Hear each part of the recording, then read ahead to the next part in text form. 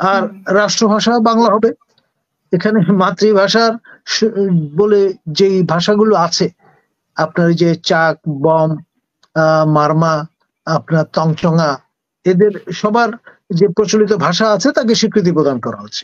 4টা কমিশন যে রিপোর্ট প্রদান করলো আমাদের, তারা কত কর্মঘণ্টা ব্যয় করেছে এবং কতবার চা বিস্কুট খেয়েছে, তাদের আসা যাওয়া, তারপর অফিস মেনটেন্যান্স, এগুলোর জন্য কত টাকা মোট খরচ হয়েছে সরকারের, সেটা জনসমক্ষে প্রকাশ করা অত্যাবশ্যক। দেখুন, আসলে এই 7 মণ ঘি খরচ করে শেষ অবধি যা আমরা পেয়েছি তা আসলে খুব একটা গুরুত্ব বহন করে বলে আমি মনে করি না। ছেদো বিষয় আছে, যেমন ধরুন বাংলায় নানান রকম কারিগরি করার একটা চেষ্টা হয়েছে। আপনার সংবিধানের সকল ক্ষেত্রে প্রজাতন্ত্র এবং গণপ্রজাতন্ত্রী বাংলাদেশ শব্দগুলোর পরিবর্তে নাগরিকতন্ত্র এবং জনগণতন্ত্রী বাংলাদেশ শব্দগুলো ব্যবহার হবে। তবে ইংরেজিতে রিপাবলিক এবং পিপলস রিপাবলিক বাংলাদেশ শব্দগুলো থাকছে। তার মানে কি দাঁড়ালো?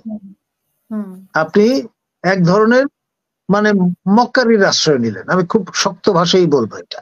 এই জন্যে যে আপনি খুব ভালো করে জানেন, আমাদের বিজ্ঞ আইনজীবী আছেন, যে যখন বাংলা এবং ইংরেজি ভার্সনের কোনো ডিসক্রিপেন্সি দেখা দেবে, তখন প্রামাণিক হিসেবে আমরা বাংলা ভার্সনটাকে ধরবো, কারণটা হচ্ছে আমার রাষ্ট্রভাষা। এখন বাংলায় আপনি পরিবর্তন করে দিলেন, আবার ইংরেজিতে একই রাখলেন, তো লাভটা কি হলো? জনগণের করের এত টাকা খরচ করে যদি এই সিমেন্টিক্স আমাদের উপহার লাভ করতে হয়, তাহলে তো আমি বলবো যে আমাদের কপালে খারাপই আছে। আর দ্বিকক্ষ বিশিষ্ট আইন সভার প্রস্তাব করা হয়েছে, এটা অনেক দিনের দাবি অনেকের, নাথিং নিউ।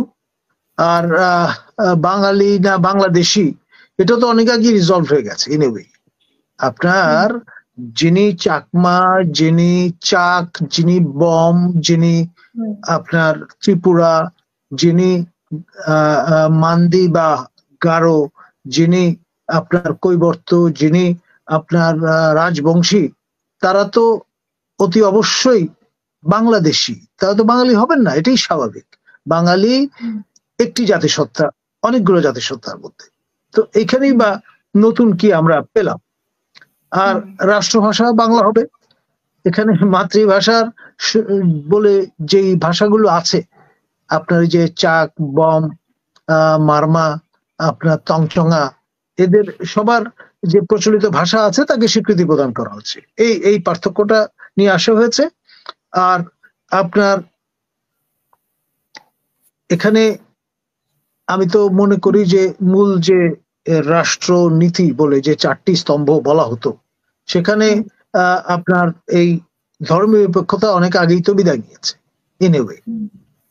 এবং হাসিনা দীর্ঘদিন ধরে ক্ষমতায় থাকার পরেও কিন্তু রাষ্ট্র ধর্ম ইসলাম, যেটি সংবিধান সংশোধন করে জিয়া এরশাদ প্রযুক্ত করেছিলেন, সেটা তো তার একক ইচ্ছায় রেখে দিয়েছেন। যদিও নানান রকমের মতামত এসেছিল, পার্লামেন্টারি যে কমিটি, তারপরে নানান রকমের পাবলিক হিয়ারিং এর মধ্য দিয়ে যে ফিডব্যাক এসেছিল, সেটা কিন্তু আমলে নেওয়া হয়নি। ফলে আমি তো মনে করি জনগণের এতগুলো করের টাকা খরচ করে, কারণ আমি মনে করি এখন সময় এসছে প্রশ্ন তুলবার। এই যে কমিশন 4টা কমিশন যে রিপোর্ট প্রদান করলো আমাদের, তারা কত কর্মঘণ্টা ব্যয় করেছে এবং কতবার চা বিস্কুট খেয়েছে, তাদের আসা যাওয়া, তারপর অফিস মেনটেন্যান্স, এগুলোর জন্য কত টাকা মোট খরচ হয়েছে সরকারের, সেটা জনসমক্ষে প্রকাশ করা অত্যাবশ্যক। ধন্যবাদ। সেখানে ধরুন এই যে পুলিশ কমিশন, তাদের বক্তব্য হচ্ছে যে একটা লোক চূড়ান্ত ভাবে দোষী সাব্যস্ত না হওয়া পর্যন্ত এই যে মিডিয়া ট্রায়াল যেটা হয়, এটি তারা বন্ধ করতে বলেছেন। আমি ডেফিনেটলি মনে করি এটা একটা সাধুবাদ দেওয়ার মতো বিষয়। আর আপনার ওই যে সংবিধান যখন প্রণীত হয়েছিল তখন কিন্তু দুদক বলে কিছু ছিল না। তো সেই জন্য যারা দুদকের কমিশনার হন তাদের কিন্তু শপথ গ্রহণ করতে হয় না। কিন্তু এখন যে অ্যারেঞ্জমেন্টটা হচ্ছে, সেখানে 3 জনের জায়গায় 5 জন কমিশনার থাকবেন এবং তাদের শপথ গ্রহণ করতে হবে, এরকমের একটি প্রভিশন আপনার থাকে, সেটি বলা হয়েছে। আর আপনার এখানে যে মানে নির্বাচন সংশ্লিষ্ট যে কমিশনটি, সেখানে আপনার না ভোটের প্রভিশন ফিরিয়ে আনা হয়েছে, এটা ছিল নাথিং নিউ। তারপরে আপনার ভারসাম্য, তারপরে যেটাকে আমরা বলছি ইভিএম এর ব্যবহার বন্ধ করতে বলা হয়েছে। তারপরে আপনার নির্বাচন পদ্ধতি 40% ভোট ন্যূনতম পেতে হবে নির্বাচন ইত্যাদি, এরকমের কিছু কিছু প্রস্তাব হাজির করা হয়েছে। আর মজার ব্যাপার হচ্ছে এই সবই কিন্তু তো সুপারিশ বাইন্ডিং নয়, সেটাও আমার কিন্তু ভুলে গেলে চলবে না। আপনি চার্টার যাই করেন না কেন, খন্দকার মোশতাক তো অনেক বিধান নিয়ে এসেছিলেন, জাতীয় টুপি বিধান রেখেছিলেন, সেটা কি শেষ অব্দি আছে?